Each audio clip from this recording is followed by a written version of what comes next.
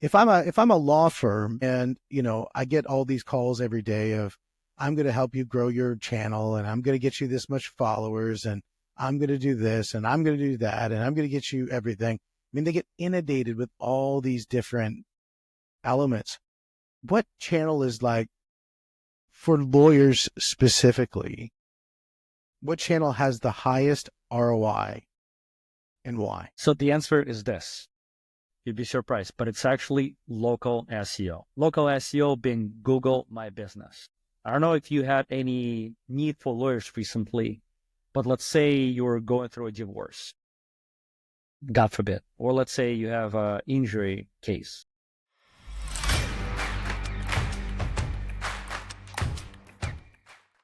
It still hasn't even snowed really here in Canada. So part of me of going down and visiting you in Hollywood feels like I really kind of want to, but I'm looking outside and I don't see any snow. So the motivation's gone down a little bit. And, but still the idea of coming and hanging out, that's such a beautiful spot. I mean, you moved from Chicago. How long have you been in Hollywood for? Year now, 16 months to be precise. And do you miss Chicago at all? I do and I don't. I go to Chicago every month and a half to see my team because my headquarters is still set up in Chicago. But every time I come there, I feel like it's my home. I feel like I never left. But then I come back to Hollywood and I feel like this is my home now and I feel like I never left. You get the best of both worlds. I mean, they both have they have somewhat similar vibes with just a different color on the outside almost. It's like different packaging, but same interior. It's got that sort of vibrant, I think the food scene in Chicago is fantastic. And I think the food scene's fantastic. Business is amazing up in Chicago. So is in Miami. It just got that little bit more sun. The vibe is completely different. Let me tell you that. In Chicago, everyone is very zoned out, like very focused on work and achieving specific results.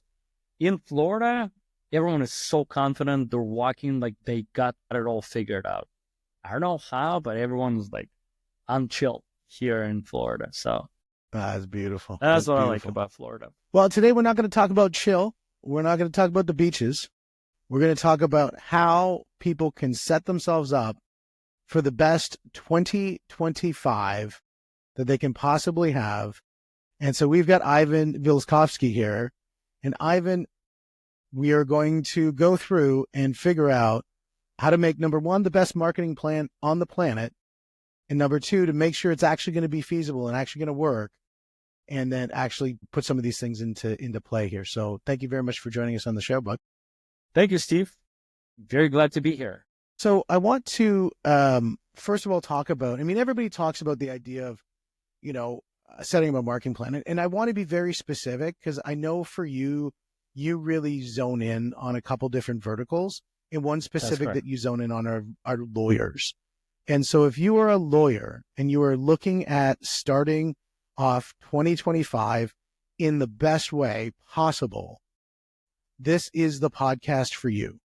Because most lawyers, they start their law firm, they go out there and they've got, they get their desk, they maybe get their admin, and they've bought themselves a job for the next 40 years. And then they get to that point, they're like, I got to grow this thing, but they just don't know how. And it's because they haven't figured out what we're about to talk about, which is an excellent, killer, bulletproof marketing. You're right on that, Steve. Most of the lawyers are solos, and solos tend to have a job. They don't have a business. They don't think in that sense, right?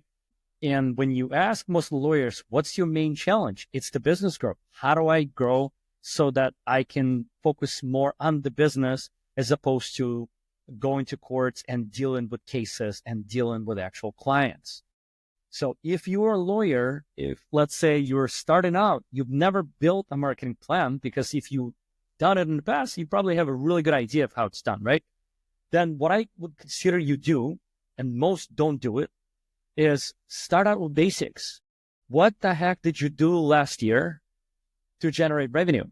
Well, first of all, very obvious question. What was your revenue last year, and what marketing tactics led you to it? Most likely as a lawyer, Steve, you're going to say, well, I've done a bunch of, referrals. Other lawyers sent business my way. And I happen to go to some networking events. Well, that's awesome, but you can scale it up. Or otherwise, you have to free up your time from going to courts and dealing on actual cases, and you have to invest it in the marketing. So if you're a small-time lawyer, what I would recommend is I would recommend digital marketing, because I truly believe, and I see exceptional examples of that, when our clients generate a ton of revenue with the help of digital marketing. Digital marketing, in my experience, or the way I see it, is the most successful marketing channel that you can build nowadays. Well, I mean, even if when you look at, companies like Coca-Cola or any of the major brands, a lot of push isn't, the signs on the side of the street saying Coca-Cola. A lot of it is push into this digital space where you'll see it, pervasive.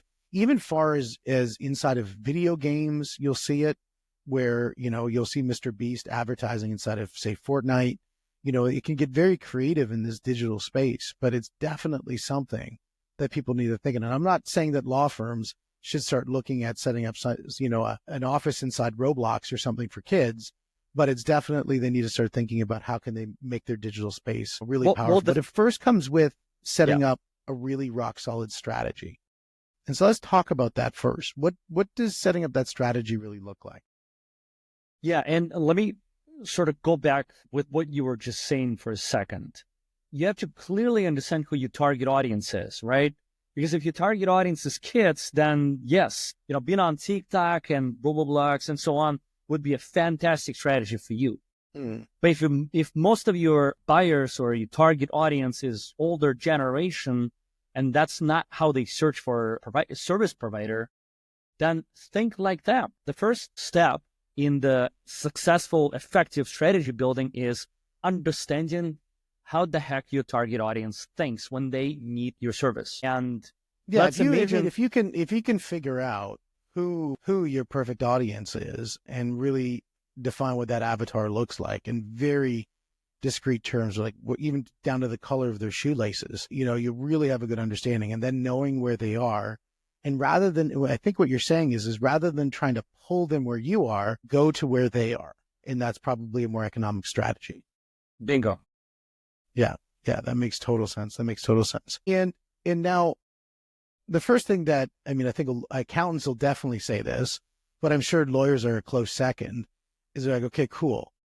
How much? And so how do they figure out what's the right amount of money? I was just talking with a guy who's spending money on trying to amplify his YouTube channel. And I looked at his channel and I'm like, are you sure you're spending money on your YouTube channel? And it was a struggle trying to figure out where he's gaining value from. So the first thing is trying to set a budget for this. So what do you do to help them kind of identify what a reasonable and realistic budget is?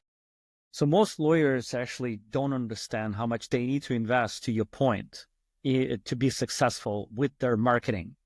We usually recommend setting aside 7 to 10% of your revenue towards successful marketing. Now, that really depends on your goals.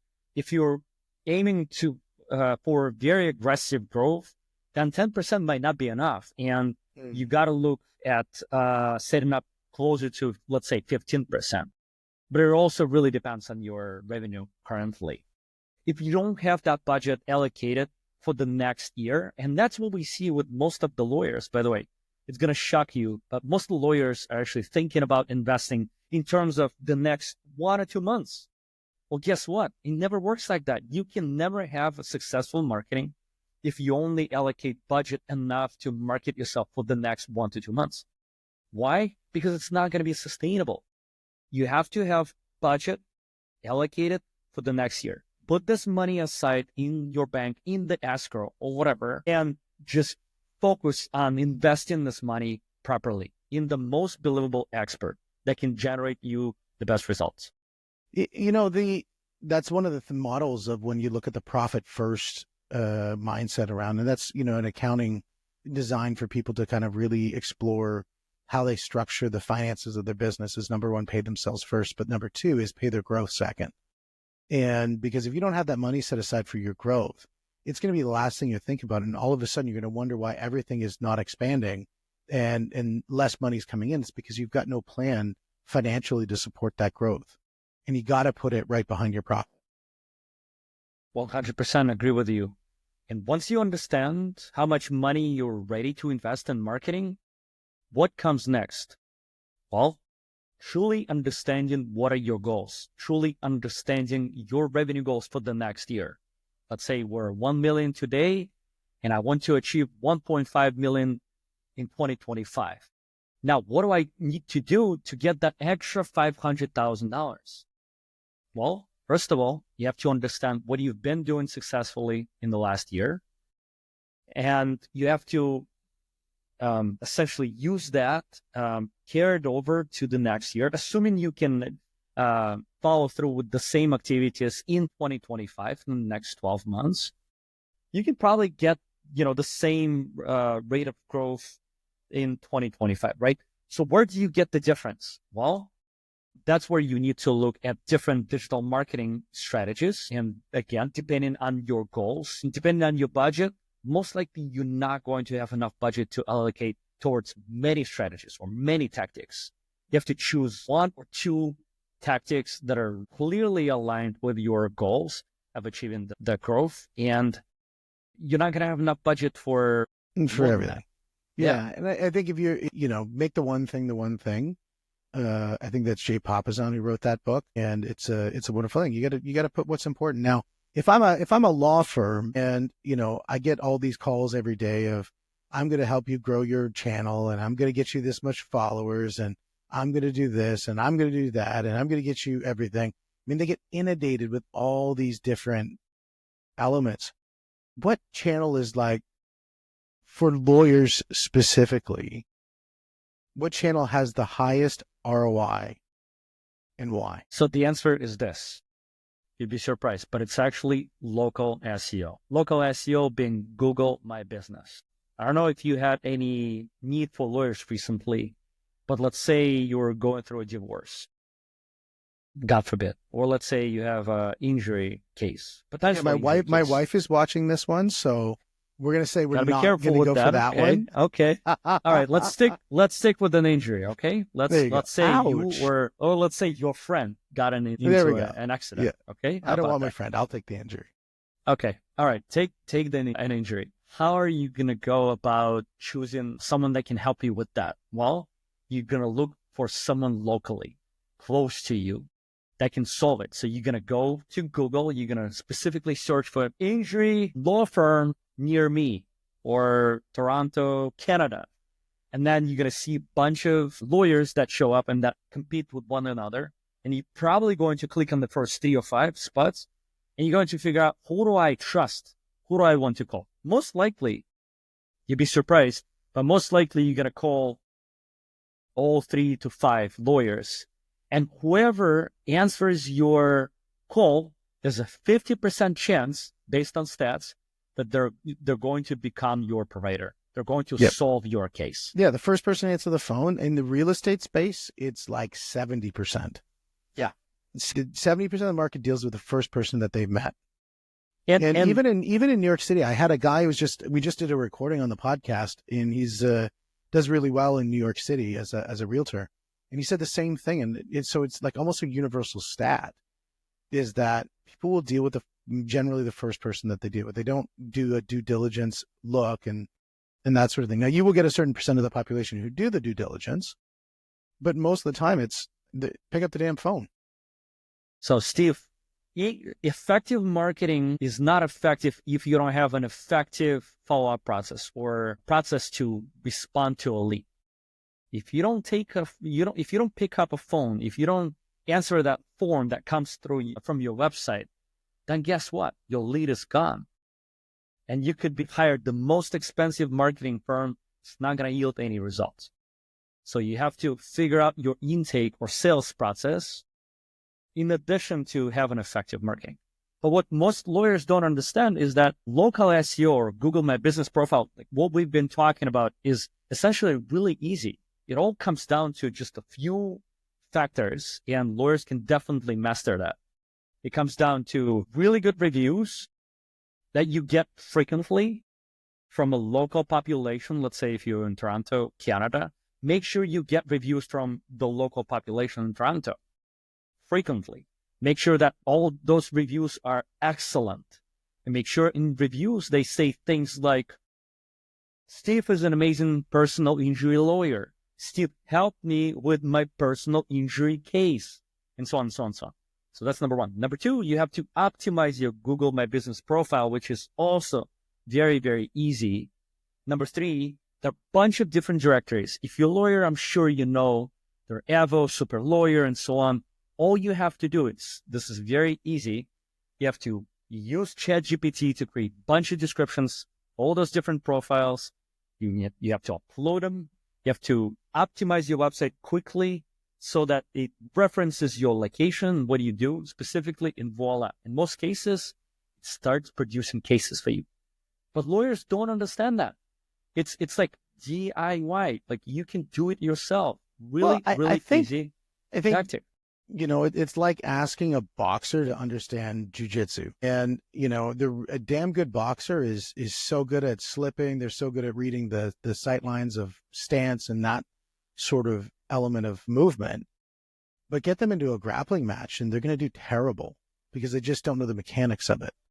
And even they probably don't even want to know the mechanics of it. And that's the idea of why it's important to work with somebody who does. Now, I know, and I'm a huge fan. I believe, Google's even doubled down on the local business persona to really, really support local businesses and giving they're giving them a platform. But I know sometimes people want to dump a little kerosene on an already burning fire. And that comes into the idea of paid advertising. And so talk to me about, when do you feel is the right time to start thinking about paid advertising? Yes, as a lawyer, you have to have a significant budget to allocate to pay-per-click or PPC advertising. Rule of thumb is, if you don't have $3,000 to $4,000 per month to invest in paid ads, just in paid ads, don't do it. Reason being, paid ads are extremely competitive, extremely difficult to navigate around, and you're going to spend a fortune on a really good PPC campaign. I'm not saying you shouldn't do it, but just know that your budget alone has to start with $3,000 to $4,000 at the minimum, and it has to probably expand. Now, if you're in large metropolitans like New York, for instance, or Miami or Chicago, $4,000 is not going to do anything. The starting price there is going to be $10,000 per month. So when you figure out what your total budget is, let's say, we mentioned previously, 7 to 10% should be allocated towards the marketing budget. Let's say if you're a $1 million in revenue law firm and you're ready to invest 10% of your revenue into growth, that's $100,000 right there. Local SEO and hiring an agency or believable expert to do it would probably cost you anywhere from $2,500 to probably $4,000 to do local SEO and more of a nationwide SEO as well to cover both grounds, right? So that's roughly 50 grand right there. So that leaves you with 50,000 in addition to do all the rest of marketing. Now, what else do you need to do? Well, you gotta make sure you invest in really good video testimonials. I would highly, highly, highly encourage you. Also super simple, but film those testimonials from true clients that can speak truth about how you help them in very challenging situations. Yep. And I think video testimonials, we do that a lot for our podcasting business. And we have a wonderful toolkit to, really make it so that it's, click a button, get everything done. They're all transcribed and it's finished. And I think that right there is to make that nice and seamless is so critically important so that you can get that, because there's so many times that testimonial isn't about the testimonial. It's about them thinking about their friend and saying, you know what? I need to refer Bob here because, man, I just had such a great time. I'm doing this damn testimonial and why isn't Bob doing one too? I need to get Bob over here. That's right. Steve, you want me to share one secret sauce that I think would be really important for lawyers to know? Yeah, absolutely. What is going to work in 2025? Yeah, man. Well, with the AI being so popular nowadays and so much content that's been generated with ChatGPT and other AI tools, Google has just seen tremendously more and more content coming in. So how do you separate really good content from one firm to another firm? Well, it all comes down to a factor called EEAT. I don't know if you're familiar with this term, but it basically Well, I haven't talk had about, dinner yet, so I'm not sure if it has anything to do with that, but we'll go with it's probably not because the extra E. it's the experience, authority, trust, and I forgot what was the second is that what it stands for. But essentially, in order for Google to promote your website or your content versus someone else's content, is your authority or your expertise. Google has to know that you are an expert, and Google has to see that Google can trust you specifically as opposed to other companies. How do you get that done? Well, podcasts is really phenomenal way to get it done. Sharing your thought leadership on places like podcasts or writing articles on places like Medium or other third-party websites is also an amazing way to share your expertise. And then what's going to happen is Google is going to connect the dots. Steve is an expert because he does so many podcasts. He talks about, personal injury, specifically in Toronto, Medium, and many other places. Me as Google, I think I can trust Steve, so I'll promote his website over other websites. Yeah. Yeah, I think content It's is simple yet powerful. content is so king, and this is why we have that fundamental belief that it's awesome and we so appreciate having guests on our show. We definitely believe that having your own show is one of the most fundamental things to be able to become that authority, to gain that, to eat up the algorithm with that experience, authority, and trust. And I think that having that podcast really allows you to do that because you actually have that sitting in your domain, giving you massive value. I agree 100% There's on one owning the problem with content. that. And the problem is lawyers typically do not have time. They're busy going Yeah, it's around, true. going to courts. So if only there was a solution. If only there was a solution that would allow you to create content en masse on your specific demographic with You know, 100% such leverage. I a don't know. I think I've heard about one of these before. Yeah, yeah, I definitely think there's a way to do that. Yeah, yeah, and especially lawyers because they can put it out and still keep their, working on other things and not have to do the job. It's there amazing. goes a second episode that we should probably record where That Steve is is the going second to episode to share definitely how just it all specifically talk about. I think what works. would be great is to make a use case and document it and then kind of present it. I think that would be a great That's an way to interesting show. idea. Yeah, Yeah, and then just kind of say, here's a use case and what happened. How did the results go? Did it create any impact at all? that's a really interesting idea. And we have all the tools to measure it. So We do. Yeah, exactly. Which is amazing. That's beautiful. Now, I know there's other ways. Like, I know we've talked a little bit about local SEO. We've talked about PPC. We've talked about podcasting. I think the last one that we really should look at would be, I know you talk a lot about email marketing, especially when you're talking about retaining clients. What's your thoughts around email marketing and how does that play? really depends on what kind of law you're in. If you're a personal injury lawyer, most likely once you solve someone's case, no one wants to hear from you. Yeah. But if you're a corporate lawyer, then absolutely. As a corporate lawyer, you should definitely use email marketing as one of the tactics for sharing your thought leadership. And it's the same content, right? You can just repurpose it and send it. First of all, you can upload it to your LinkedIn, right? You can send it via email. You can use it on your podcast. You can place it on your website. I mean, there's just power to having this thought leadership content that can be distributed to different places. Yeah. Yeah. No, I think it's so important. I think if you can make one long form element and then split that off into slice and dice for every different platform, every different medium that's out there, you really gain scale on your time. I had a conversation once with a lady where we were talking about the fiat nature of currencies, and we talked about the fiat nature of the currency of the dollar. I mean, obviously we all know about inflation and how it eats away at it. And how we can create leverage with the dollar. There's many different ways of doing that. But time is one of those things that also is fiat because you can definitely create leverage with time. And you do that either through employing people or you do that through implementing systems and models that you can do things at scale. And this sounds like when we look at each of those, that looks like you're really creating really good leverage to buy time back And I think that's really important, especially if you're looking at scaling, because you need that time to do those bigger, more important things as a lawyer. You just need to have a resource that can help you with You all the work. do. Yeah, absolutely. I mean, and that's the thing is there's a lot of people have a hard time spending money. And I think when they look at spending money, they're looking at it wrong because they're saying spend it. And to me, spending money is like buying a chocolate bar. But even still, buying a chocolate bar, I would consider as investing. I had a lady in my podcast who said that because you said you're investing in your fleeting happiness. Yeah. Maybe you should find something different to invest in, but you definitely are investing in your fleeting happiness and the 200 burpees you're going to have to do to burn off the chocolate bar. But the idea is you're investing. And when you're looking for leverage in anything, you're going to have to invest.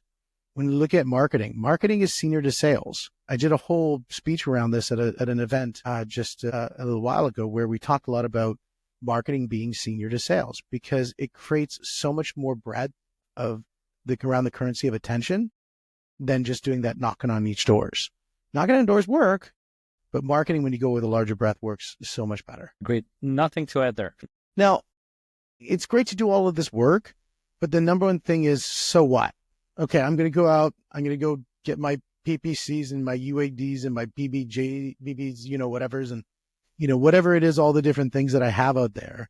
And I'm going to get all of these acronyms, and then I'm going to go, okay, well, how do I measure the success? How do I get my ROI out of this? Most importantly, definitely have to, you as a lawyer, probably not going to be able to measure the ROI because that's going to be a little too difficult for you. You've never done this. This is math that's going to require a completely different skill set.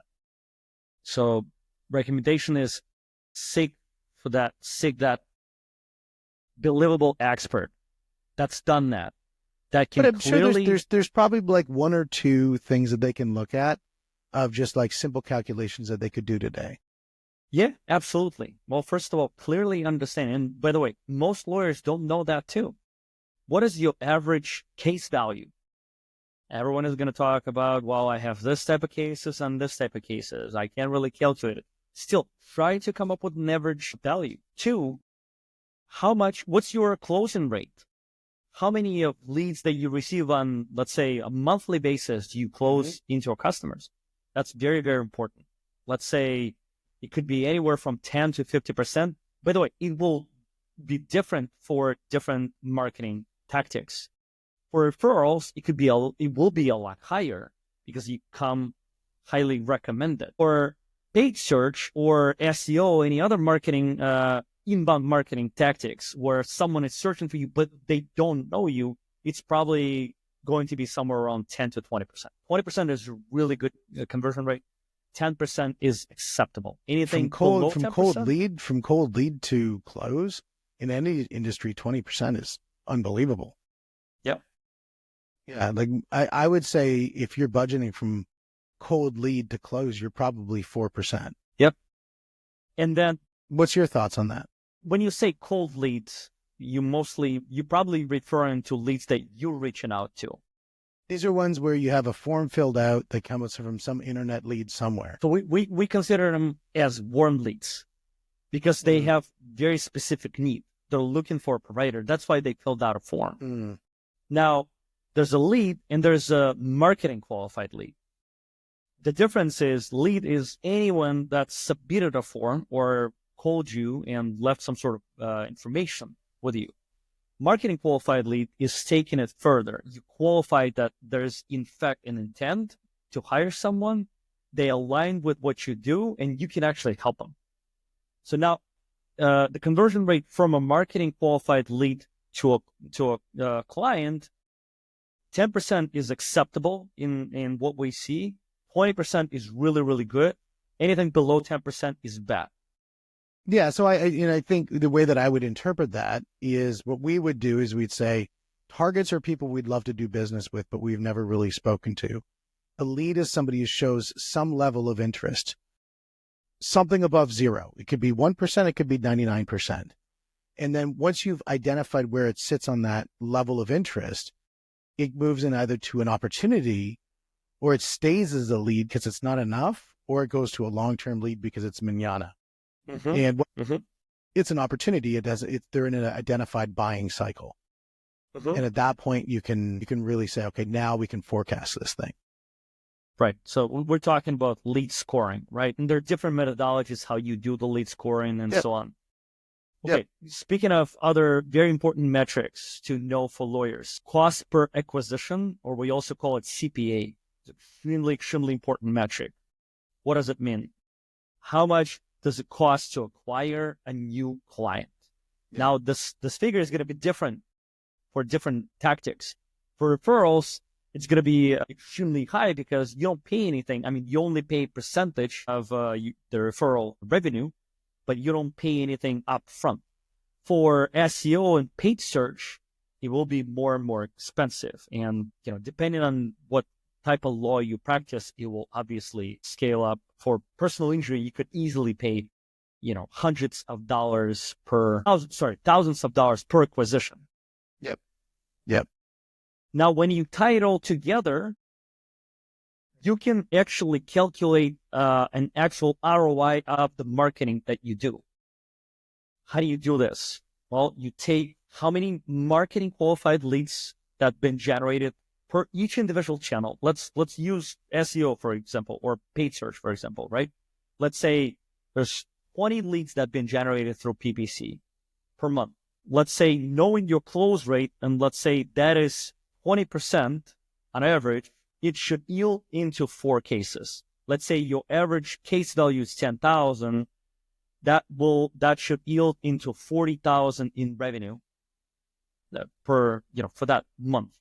Now, if you invested $4,000, what does it give you? 40,000 revenue on $4,000 dollars that you invested per month gives you 100%. Sorry, yeah. You're at a healthy multiplier. That's a really healthy multiplier that suggests that you can continue investing in this tactic, because for every dollar that you invest, you're going to get $10 back. Yeah. Well, that's the whole idea of if you look at infinite money from a perspective of running a business, a marketing endeavor, that if you can pour money on it and there's more money coming out the end, why aren't you just pouring more money into it? Because the money that comes out the end, there should be profit. And if a portion of the profit's being put back into the funnel, it should be this self-propagating thing. And Russell Brunson talks a lot about that in his ClickFunnels stuff that he talks all around, is that, you got to, if you find that basically free or near free funnel, or even the profit funnel for just finding clients, like that's a win. And so what you're talking really about is the infinite money coming out of the bottom, as long as you keep on pouring it in the top. As long as the revenue that's produced can cover all the expenses, including the marketing expenses, then that marketing channel truly becomes free of charge fee. It's profitable. So that's where it's funny, because a lot of people, the first thing they do if they have a sales problem is they do discounts. And what they're doing is they're saying, okay, I just don't want to spend money on marketing. And instead, if they would have spent money on marketing, they wouldn't have to discount, because they had more leads in the funnel, more people to talk to. There's a more scarcity of opportunity to do business with them. So people generally feel like, ooh, I got to go out and get that. It's the last one on the shelf. And then it works so much better in that such situation, because they got just more stuff going on. And I think that is a busy legal office with lots of people calling them is way better than one where they stare at the phone and watch the cobwebs grow. % agree. Yeah, man. Now, if somebody said they've got the idea around, okay, so what we're going to do is we're going to do a marketing plan. We got some general ideas of the CPA and, ROI and some of these nice little acronyms, but they still need a little bit more help. They need a comrade to help them. Who can we call to be able to do that? How do we find you? I think you can call Ivan, and Ivan will be happy to help. By the way, when you call me, first thing I'll do is I'll do a very thorough discovery process to identify if I can actually help you or not. I'm not going to waste your time. I'm not going to waste your money. Because if it's clear that I'm not in a position to help you grow, whether your budget is just not an option for us, maybe it doesn't align with what we do really well, or maybe you're in the not as populated area where there's just not enough search. And whatever we're going to do with the SEO and PPC is just not going to generate that ROI, marketing ROI. I'm going to be very clear about that as well. But if we're happen to be a good, we believe we're happen to be a good marketing partner for you, we will provide a free of charge marketing plan of how we're going to generate the results that we're speaking of together. We'll help you establish objectives, we'll take you through the challenges, and together we'll build a most effective marketing plan for the next 12 months. How do you find me? It's really easy. You can go to our website, which is Comrade.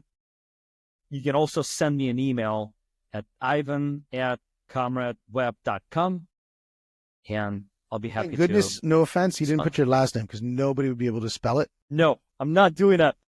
I've seen so many people in their email, they put this really, long, very complicated. Yeah. Mine's already hard enough. And, you just got to keep it simple. And Ivan, you definitely made something that for a lot of people is very simple. And for a lot of people is extremely complicated. But you took it down into the fundamentals so that people can put together an actionable plan. And Ivan, thank you very much for that. Thank you, Steve. I really enjoyed our conversation as well. I definitely did as well. And guys, this is the money. This is the mindset. This is the Mentoring Podcast. We'll see you on the next one.